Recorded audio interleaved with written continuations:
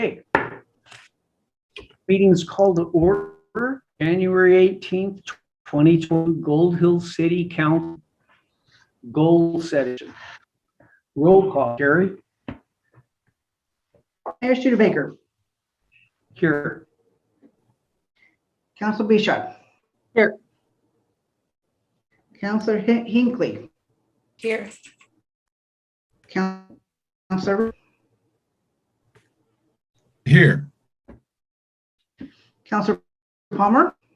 Here. Councilor Wilson is not here. And Here. we have a quorum.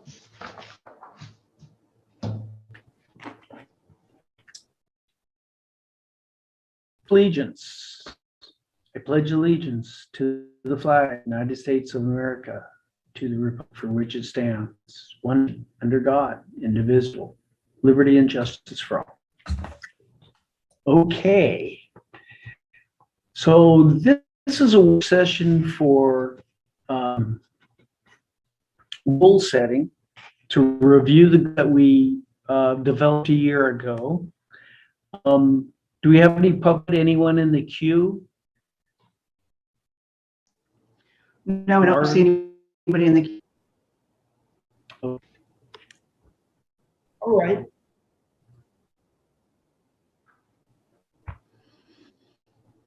Okay.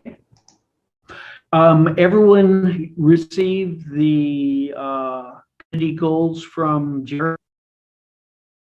Had a chance to review them. Why don't we we've got, it's 40 minutes or so. Why don't we kind of do the global, take 5 minutes to to discuss our 5 goals, and then we'll take them one by one, and we have about 5 minutes to discuss each category.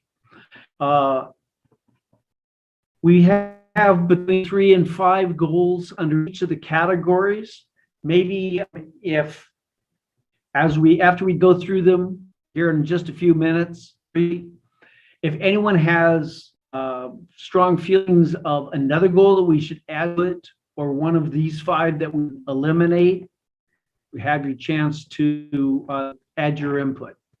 So backing up, we have 5 goals: building community, a safer community, infrastructure, citizen committees, and addressing our revenue need to increase that revenue. Building community looks like 4 issues that we had discussed and developed before. Town hall meet for greater participation and better communication with our citizens. Events such as a mindfulness retreat originally set in March, canceled because of COVID and uncertainty. Kitty's treasure hunt originally set in May, canceled because of COVID and uncertainty. And Friday night movies. That was hoped to be kicked off early in the year. Again, uncertainty around COVID limitations, that didn't happen. So that's building community. Secondly, building a safer community. Firewise certification as a city for Gold Hill. Working with Fire District 3, we're on track with that. Related is the defensible space bordering 6th Avenue along our tree line, related mitigating risk for fires.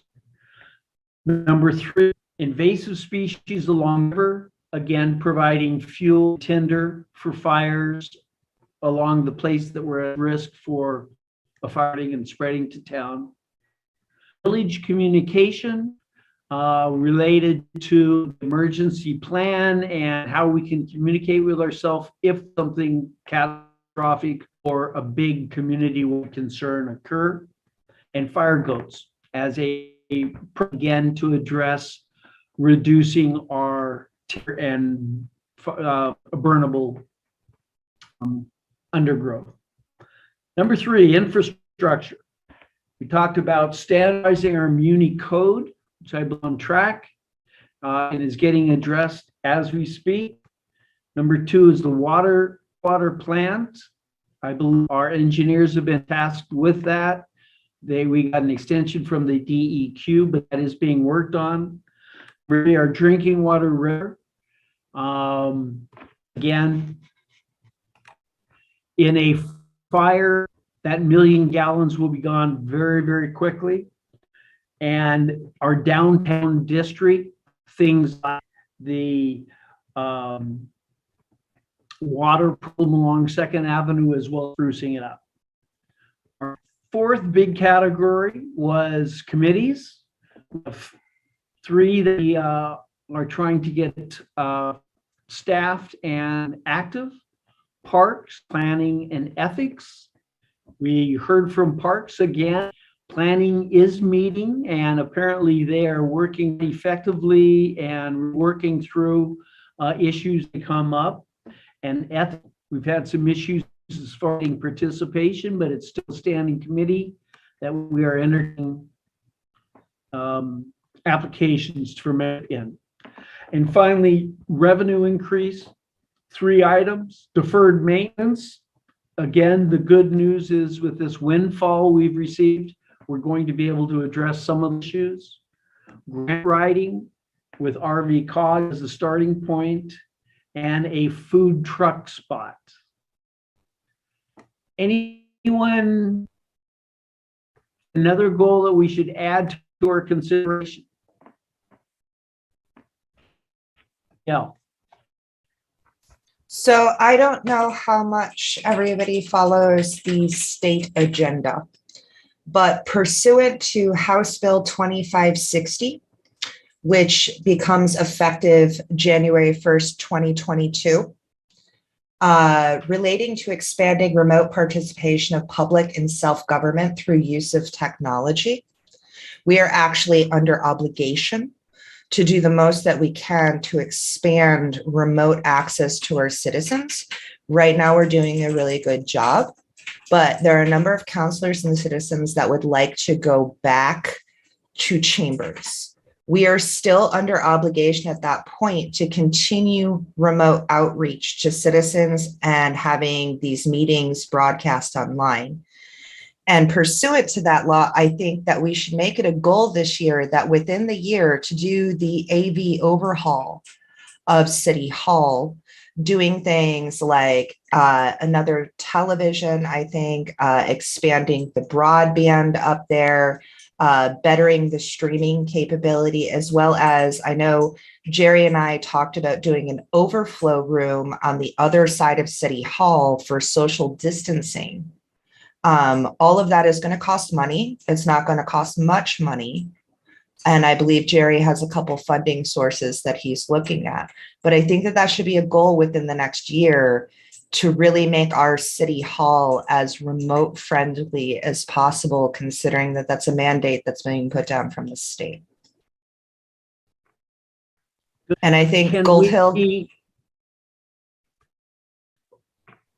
sorry, I think Gold Hill did a really good job getting ahead of the game before the pandemic happened. We just so happened to have been getting this remote stuff in order, and we were able to jump right into it.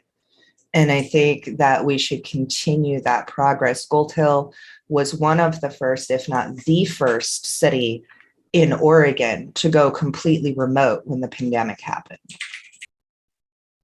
All right, thank you. Can we fold that into either building community or a safer community? I think it would actually fall under infrastructure. That? Okay, or infrastructure. So in a one sentence, how would we characterize what you're suggesting? AV overhaul. Wireless? What we've been calling it is the audio visual overhaul at City Hall. Okay, AV all at City Hall. Okay. Anyone have anything they'd like to add?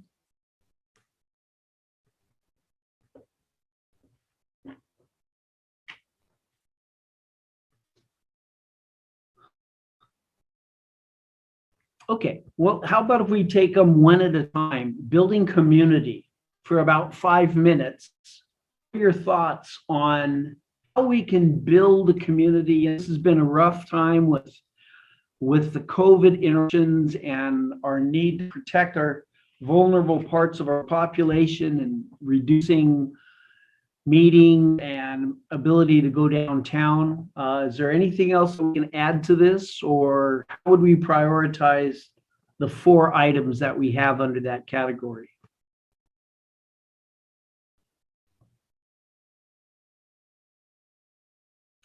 Danielle. I know one of the things that I've really been asked about by my citizens is why we aren't utilizing online surveys and then posting the results. We've run a couple surveys, but the results haven't really been communicated to the community. And we haven't really put out things that are like, so online surveys are really easy for the tech savvy. But some people who don't have access to the internet would like a paper way to do that. So maybe the next time we run a survey, doing a paper version up at City Hall that could be grabbed so those people who don't have computers can also participate, and then follow up with communicating the results of those surveys. So let's say these surveys online and hard copy. How's that? Yeah, I think that would work.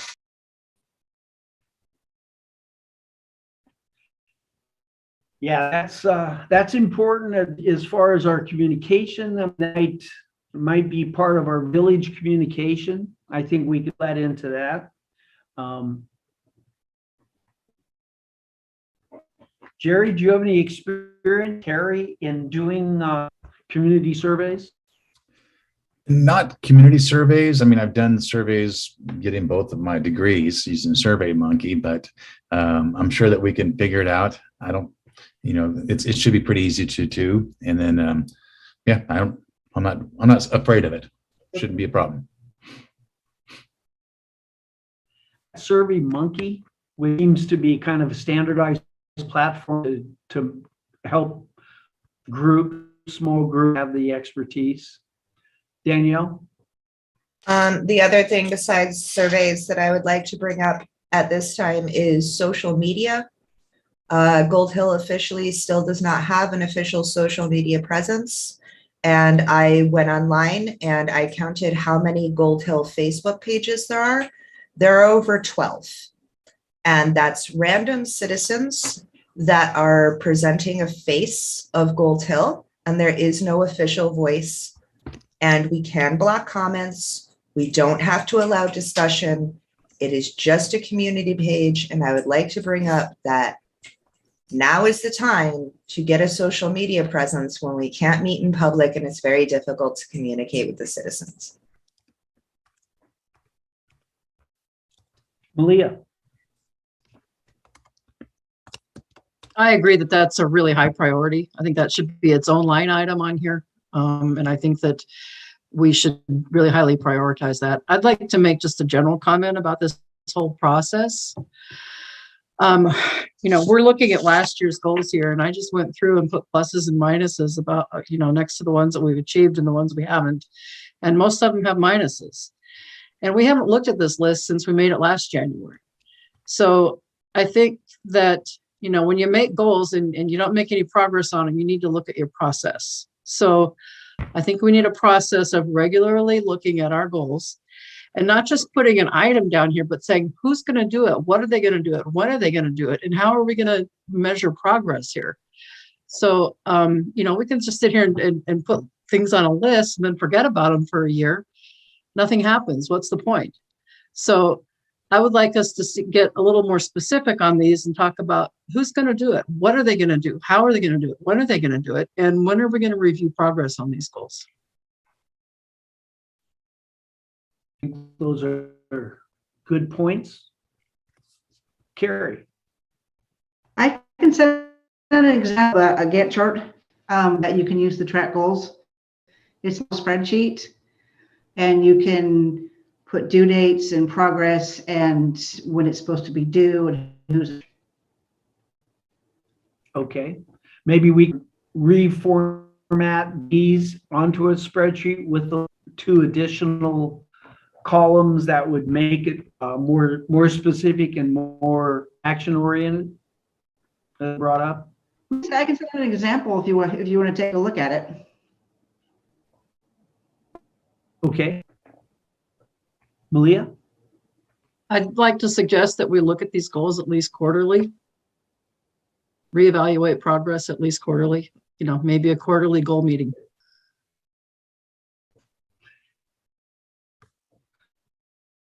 In support of Malia's review, Jerry, I know that on the agenda, when we get specific items and proposals, it has a fiscal impact line. Is there any way that we could put a related goal area so that we could see how this relates to our goals whenever we look at that? Absolutely. Piece of cake. Yep. At a cost column. Good. I can say that the third item under building community, kind of wrapping up that category, Kitty's treasure hunt, developed by a local playwright, Ed Miller. It was all set to go and COVID kind of nixed it, and then super hot 105-degree temperatures in June nixed it the second time, but he's interested in relaunching that May of this year to give the kids something to look forward to. The city has supported, I think $1,000 or $800 on stuff. It's all inventoried and organized. I think Ed, he needed about 12 volunteers. He had 21 ready to go. So that is one of the 4 that we can happen this next 6 months.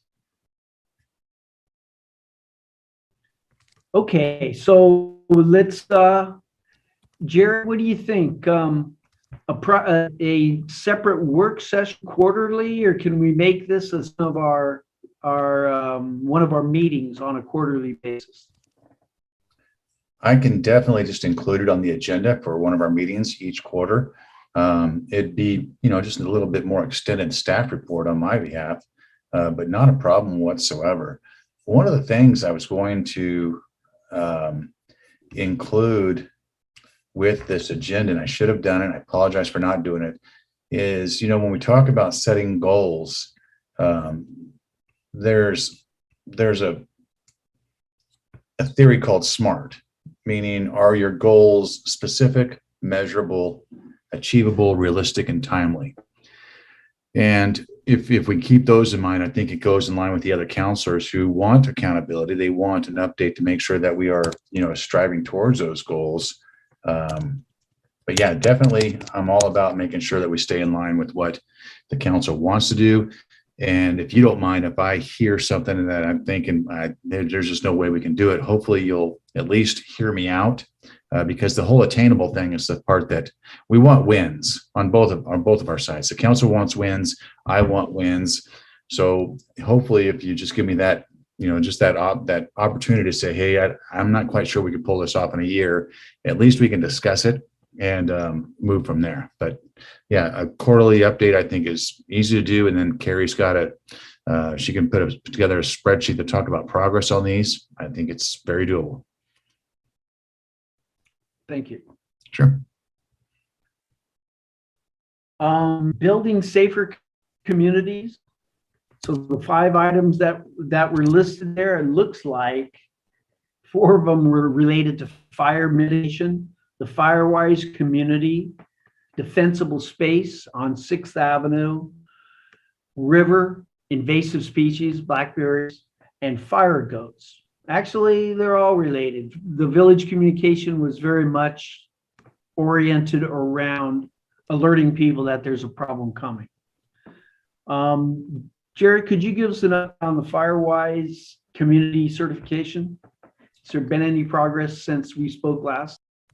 I have not spoken with Ian, although I am excited to know that there is a meeting scheduled for next month for those who have already volunteered. I can check with him again tomorrow to see where we're at as far as any new or additional names to that list. Okay. Danielle? I presented to the Parks Committee right after we set these goals about the fire goats. And the Parks Committee, it does not seem to be interested in the fire goats. They never followed back up with me and told me that they feel, especially Paige, feels that hand mitigation of those plants is better than fire goats because fire goats pretty much eat everything. Whereas the parks priority, well, yes, is fire mitigation, it's also to preserve native species. And if we set up fire goats, they'll eat everything to the ground. So the Parks Committee does not seem very interested in the fire goats. I do have fire goats contact if City Hall staff have any other areas that, hey, if you want it taken to the ground, those goats will do it. And it's still a very good price. I believe it's $1 a day per goat. It's a man out of Grants Pass. He's very easy to work with, and I have now set him up with 3 different people in town to get fire goats started. So if you guys are interested, those are available. But the Parks Committee does not seem interested in them. Okay. Thanks for that update. So Danielle is the point person. Anyone interested using votes, please contact her. The defensible space around 6th Avenue, that was the point of getting the hog. I think we spent 10 or 12,000 on that, but it works super well. And that's a way that I believe Tony and or maybe a work crew can create a swath along our mountain interface, which is a very scary area for a fire coming into town. Invasive species along the river, I believe, and it would be nice to hear from Tony. Jerry, if we could get a report maybe from Tony next time that we discuss these things, as far as what's the plan with, I think ODOT was talking about this winter doing some more blackberry removal along the river. Yeah, and I can tell you that we do have a draft of a wildfire fuel management program that's being put together by the Soil and Conservation District, and they've been working close with District 3, the Fire District 3. The final draft, I'm hoping to have to you either by the first meeting in February, or maybe the second meeting in February or first meeting in March. But that is being worked on. It does address the wildfire fuels along the river and our greenway. And it does have some prescribed methods of reducing those fuels. Village communication, including the siren, the EBS reader board, and evacuation plans. Malia, you were kind of front and center on this when this came up earlier. Would you like to add anything to what you've heard about other communities having done, and or if we've made any progress on this?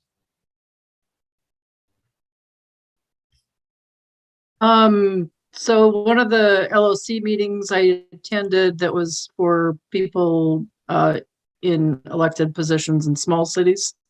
It was a regional small city LOC meeting. I know that reader boards have become, a real goal for a lot of people in their towns and their small towns to be able to communicate with people. I think reader board would be really, really important.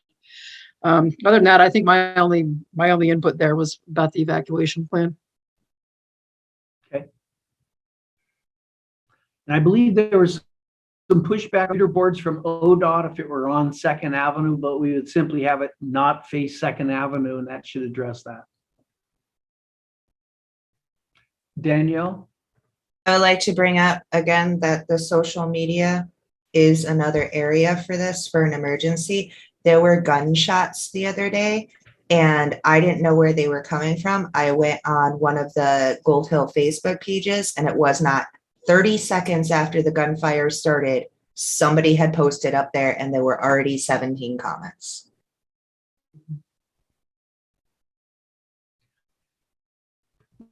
Jerry, what is our city social media effort to date? I agree with the councilors. I don't think we have an official Facebook page, Twitter, Instagram, none of that. It's not too big of a challenge. I think we can make that happen. I think the biggest challenge for us is Facebook and making the City of Gold Hill the official City of Gold Hill Facebook page. I don't know how to verify. Carrie, I'll have to figure that one out, and I'm sure that I can get some help from counselors to figure out how to do that, but it shouldn't be a problem. Okay. Danielle, could you work with Jerry on that? Yeah, not a problem. I mean, I have a couple of groups that I run. I can help them out with that. Cool. Super. Okay, infrastructure. We've got the standardization of the code, downtown district, and our water, drinking water, and sewer. Jerry, can you give us an update on those first three, the drinking water, wastewater, and code standardization? Well, code standardization, as you know, we just received a $25,000 grant to update codes pertaining to zoning. So it's not a full code standardization or upgrade. Other than that, we don't have technical assistance funds to do the entire code. If that wanted to remain as a goal, we can certainly attempt to seek funding for that. Wastewater plant, the addendum that was being completed by our engineer was completed in December and sent out to different people for comments, to include DEQ, who apparently had requested the addendum. And the last correspondence I reviewed regarding that, the DEQ basically acknowledged receiving the addendum and reminded the city engineer that they have 90 days to make comments. So we're waiting for those comments. So we're still at a standstill until we get that back from DEQ. And then, of course, I'll bring it to the council. We still need to select an option as far as direction we want to go with the wastewater plant. At the same time, I think regardless of the direction the council wants to take, we still have our agreement with RVSS, which expires in June. So my thought and plan is to work with the engineer to create an RFP, a request for proposals, to run the plant and put that out to bid so we can have a competitive, transparent bidding process for operators of the wastewater treatment plant. The drinking water reservoir, we did a one-stop conference call or Zoom meeting with Business Oregon. They have provided us with some funding options. It's basically financing, which is going to be a cost incurred by our users. At the same time, I don't know if the council recalls, we enlisted the assistance of WaterFX, a company out of Washington, D.C., who also finds funding, and they're also working on projects for us. So there hasn't been any closure on that yet. Quite honestly, there are other repairs that need to be made out at the water treatment plant. And if we're going to, I hate to say this, but if we're going to address fees, I'd like to do it all at once rather than a little bit at a time. Go to the users for a raise in fees for the reservoir, and then go back to them for a raise in fees for upgrades to the treatment plant itself. So we're still in the process of just trying to figure out what's needed and how we're going to fund it, what it's going to cost, and what the bottom line is to take to you, the council, for consideration. And I think I answered all three of those. Any questions I'm available to answer? Danielle? Can we get an update on the smart meter project and the replacement of those? Because I know it was put on hold due to bad meter purchases, but I can tell you that as far as revenue and infrastructure is concerned, having it replaced in front of my house, like, I'm not paying a whole lot more than I was, but it not being broken, I'm sure not paying standard anymore. And I think that that's important to continue to look at. I agree. And we did meet with a vendor for the water meters, it's radio RF technology. where someone can just drive by homes and collect the data versus walking to each home, opening up the vault and checking the meters. And it's pricey.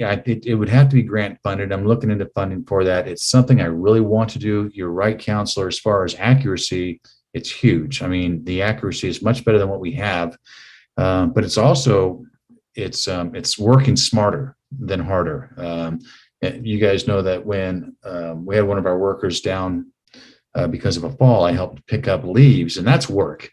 That's manual labor for a guy like me who stays in office all the time. But I also had the opportunity to go out there with our meter reader and read a meter. And I watched the process to read one meter. And I'm thinking, I don't know how you do that 600 times. I mean, I would be laid up. So I think, and it takes them a whole week. Now, granted, a week's worth of wages versus the amount it would cost for these meters to be replaced throughout the city, it'd take us 10 or 12 years to make up that cost, those labor costs. But just the wear and tear and the accuracy, I think, is a benefit as well. So I'm looking into that. Again, it does have a price tag, but I would love to do it all at once. I will tell you this, as we replace meters from this point forward, after looking at the pros of these RF meters, it's a technology that's going to be in place for years to come. Obviously, there's more, there's higher technology, better technology as far as meters, but this RF is proven. It's going to be around for a while. We will start replacing meters with the smart technology and make sure that we can read it with any future readers or software that we have. Thank you. Sure. And the downtown area, I think for the infrastructure, they were addressing the ideas that came up were mostly about sort of cosmetic, making it more attractive with banners and flowers. Actually, downtown flowers, one of the ideas that was put forward that spend. But again, I think with a water problem, especially during the rainy season, we have this 3 months of the year. If it impacts a business downtown, that's a problem. And I know one of the other establishments on 2nd Avenue bent my ear a few times last year when her establishment was shut down because of drinking water. So, and Swedes is they're our biggest employer in town. I think they're bigger than the school district. So that's kind of a big deal. We need to fix that thing one way or another. Danielle. So the Blue Bag Brigade, led by Carol Holm, has done a fantastic job as far as the winter holiday decorations.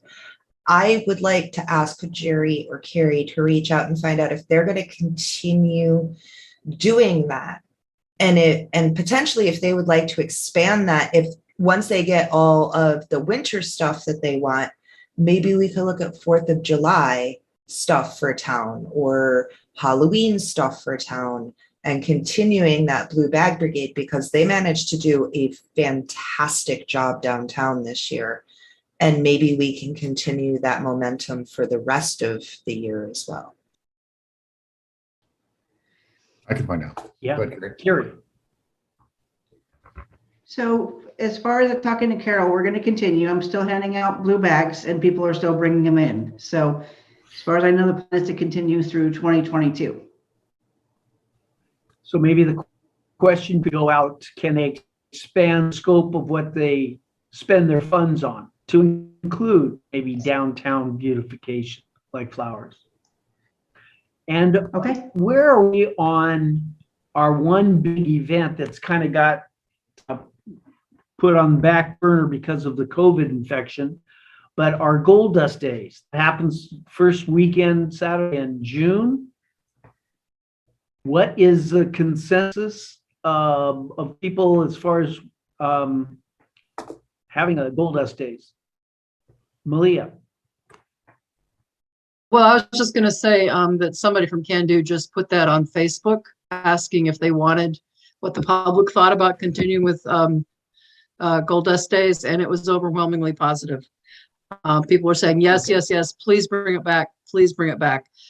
I think that it's a good activity, you know, it's outdoors. I think now, you know, we know more about COVID. We know that being outdoors isn't all that risky. So it's a great activity, you know, that we can do that isn't, you know, really impacted by COVID. So I think we really should try to work with Can Do. I think Can Do does most of the heavy lifting on that event, don't they? So Yes. yeah, I think we should work with Can Do to continue that event. It's my opinion. And I guess it probably goes under build community too, Can Do, Gold Dust Days. Danielle? One of the things I would like to look at that I've brought up in previous years, Gold Dust Days shuts down second because they do the downtown corridor and everything like that.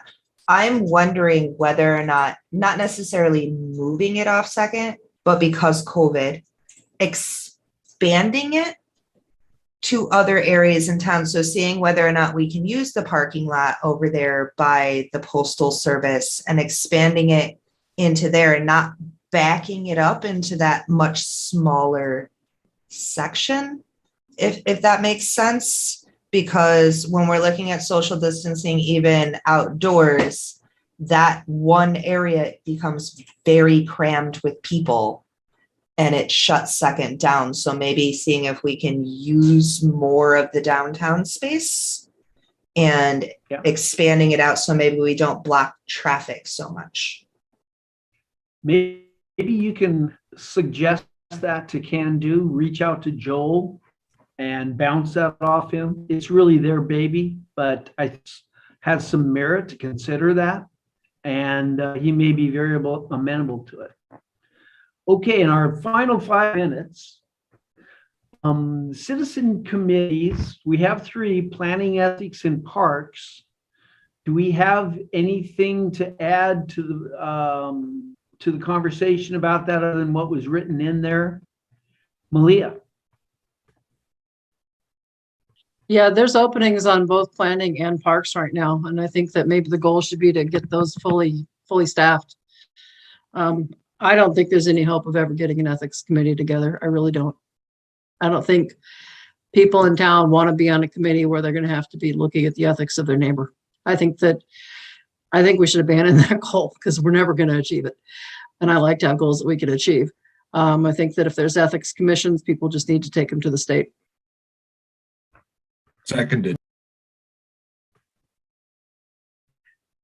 Do you know how many openings are on the other 2 committees, the planning, the parks? Is it 2 on parks? Yeah, I couldn't say exactly. We'd have to ask or we'd have to look. I know that there's openings on both though. There's 2 on the planning commission. And maybe there's even openings on budget too. I'm not sure. 'Cause Well, it seems like maybe there's that- only 3 people on budget. So that probably ought to go in water message, a plea for citizen involvement on that. Okay, good. And under revenue increase, we discussed union grant writers, which I believe RVCOG is in the front and center on that right now. Deferred maintenance, again, the strategic use of these funds, as well as Jerry's nice tight fiscal management of our budget, should get us there. I think, again, we just spent $100,000 basically on stuff that will allow us to work more efficiently on some of the deferred maintenance.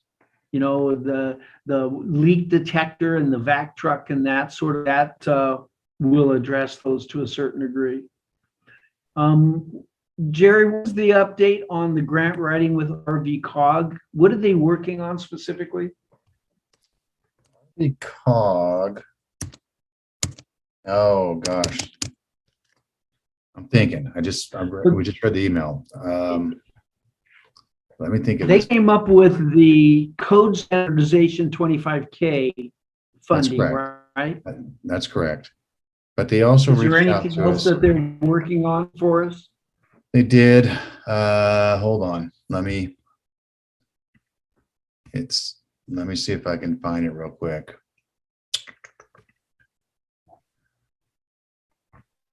if I can get back to you, it'd probably be easier. It was the Maybe you last- can address that in your report to us at our next in a Absolutely. couple of weeks. Absolutely. Malia.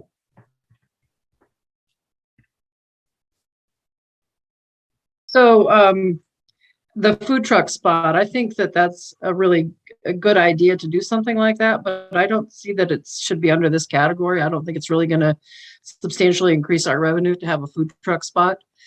I think if that's gonna be a goal, it really needs to be over under, community, building community or something like that. I just don't see that that's a revenue builder. Given, I think you're probably right on that. Given that we already have a spot that has attracted between 1 and 3 food trucks, maybe we could just work, what do you think on this, Jerry, rather than trying to take over something that's already being done to a certain degree by community? Are there ways we could facilitate what they're doing? Well, it depends on what you have in mind. One of the things I've spoken to other counselors about is I think we need to revise our food truck ordinance. Now, I don't know if that's going to help or hurt, because most of the times when you revise ordinances, it's because you want a little bit more control, health and safety wise, than what's occurring already. So if the council can give me some direction, I can let you know if that's doable or if that's even recommended. Like I said, there are some things I'd like to firm up in our ordinances and as they pertain to food trucks. Maybe you can address that at our meeting under your report, Jerry. Okay. Get You your got it. thoughts together and kind of give us an update of where things are. Thank you. Got it. Danielle? So as far as revenue projection, I discussed this in a meeting, I believe it was last week with Jerry. There's a program for electric vehicle chargers where they'll pay for them. And then the town can, because it's on our power structure, we can set cost for that, as well as potentially a markup depending on the grant that we get. And that markup on kilowatt hour for charging your electric vehicle could be an additional source of revenue. And I would like to encourage us to look into that program to see whether or not we might get a couple electric vehicle chargers here in town, which would not only bring in a potential source of revenue for us, but also bring in people off of I-5, because then we could get on the electric vehicle app as a place where chargers exist. Why don't you put together kind of a State of the Union synopsis on that?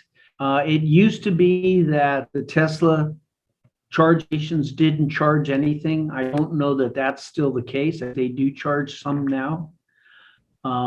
But if you could give us kind of a summary of where that is right now, Yeah, I maybe have what our this one. costs would be, because that's some real, that'll be dirt, either grass, either blacktop or gravel, and some electricity, which is expensive. So get a budget item on that. Yeah, I can get this stuff. I think I have it in a bin somewhere. I'll look for it. Good. Wouldn't be terrible to be on grid, given that we are on the big, scenic highway between the coast and Bitter Lake. Might be a nice thing to add to what we offer. I'd also like to, Any closing? if anything, we could Go possibly ahead. do about all those empty storefronts we've got on Second Avenue.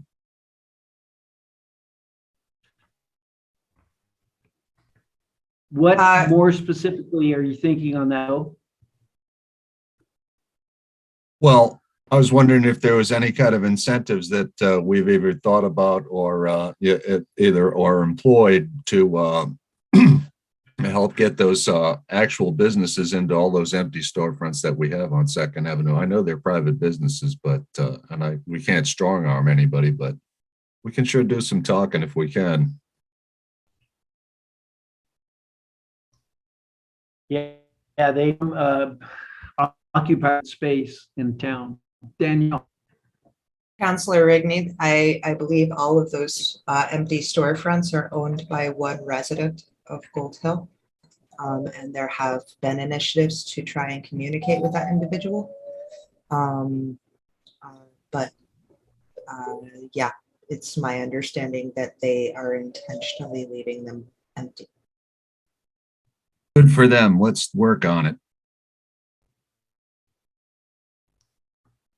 Yeah, think about a way that we can sweeten it and make it in the owner's interest so that it's win, you know, we get a little bit more attractive downtown that doesn't look quite so abandoned. And if we can think through and provide some incentives for him, he might be motivated to do the extra work to get it cleaned up. Okay, thank you. It's been a couple of hours plus. Appreciate everyone's work and attention. And, you know, we made some decisions. We kicked some decisions down the road, but again, a little bit there, you can always take more off, but once the money's spent, it's gone. So I think that was proof for us not to spend our whole budget tonight. Let's continue to look at that, think about what our priorities are. We'll look forward to getting more details from Jerry on the item so we can flesh out the specifics of prudency of each of those items. Okay, thank you. This meeting adjourned. Wait, Oh, sorry. one second. I'm sorry. I apologize. Just to be clear, Carrie and I have both been taking notes during this goal setting session. We've kind of used last year's goals as a template for this year, and I have added some things. I'm sure Carrie has. So if it's okay with the council, I will make this a discussion item for next council meeting to make sure that we heard correctly everything that the council wants as far as goals. And perhaps we heard, you know, remove something when you guys didn't mean to have it removed. So I just want to make sure that we're all clear. So I'll have that prepared for the next council meeting. Quick discussion. It may be nothing more than, hey, we reviewed it. Jerry, you guys are right on the mark. Let's move on. But just give you a heads up, that's what we'll be doing. Carrie, does that sound right to you as well? Good. Yeah, it Okay. does. All right. And That's it. Carrie, we can form out that on an Excel spreadsheet, some additional who, when costs. A Gantt chart doesn't usually cover cost. It usually covers timelines and who's in charge and when we see it due, and it's usually done by quarterly. Yeah, so I think we want to go with a hybrid. We definitely like the idea of SMART. That keeps us focused on making it doable, but we also need to know the cost implication if things are what they're going to cost. Okay, I can add that. And a bunch of them won't cost anything. So that's cool. Anyone else? Okay. Meeting's adjourned. Hi, guys.